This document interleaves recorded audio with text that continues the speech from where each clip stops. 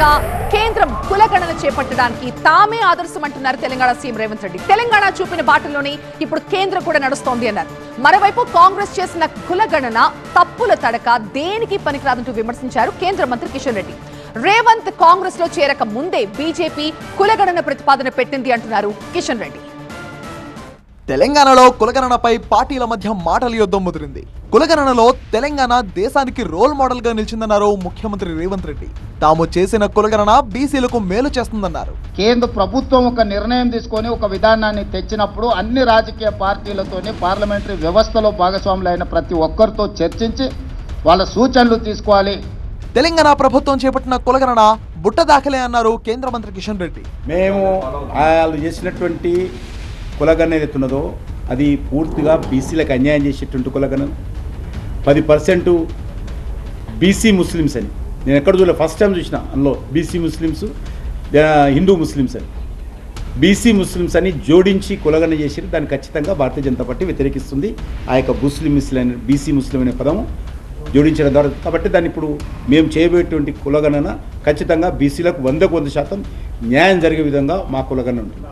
Congress demand కు కేంద్రం తలొగ్గిందన్నారు Revanth Reddy. Telangana BJP నేతలు ఈ పరిణామాలను తట్టుకోలేకపోతున్నారన్నారు ఆయన.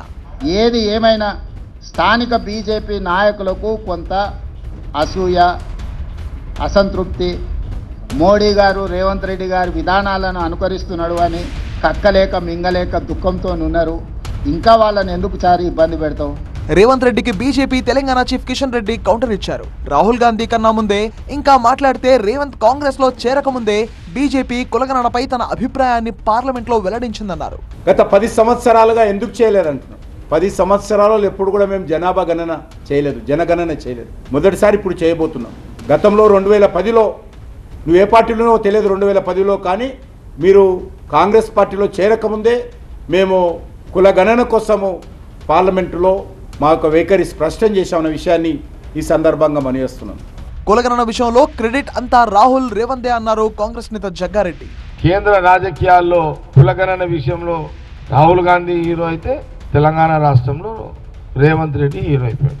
ఇది ఎవరు బీజేపీ వాళ్ళు వీళ్ళు ఎవరు సంకలు గుద్దుకుని ఏం లాభం లేదు.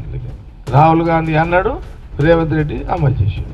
కాంగ్రెస్ క్రెడిట్ కోసం పోకలాడటం కాదు, తెలంగాణలో బీసీ రిజర్వేషన్ అమలు చేయాలని డిమాండ్ చేశారు బీఆర్ఎస్ నేతలు. మరి ఇప్పుడు నిజంగా కాంగ్రెస్ పార్టీకి బీసీల పట్ల చిత్తశుద్ధి ఉంటే ఇప్పుడు మీ చేతిలో ఉన్నటువంటి మంత్రి పదవులు ఉన్నాయి, 6 మంత్రి పదవులు ఉన్నాయి.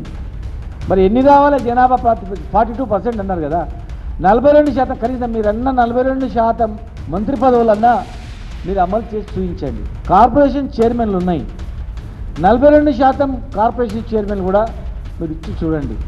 జనగణనలో భాగంగా కులగణన చేపట్టడం చారిత్రాత్మక నిర్ణయమన్నారు బీజేపీ ఎంపీ లక్ష్మణ్. ప్రధాని మోదీ బడుగుల పక్షపాతి అంటూ కితాబిచ్చారు ఆయన.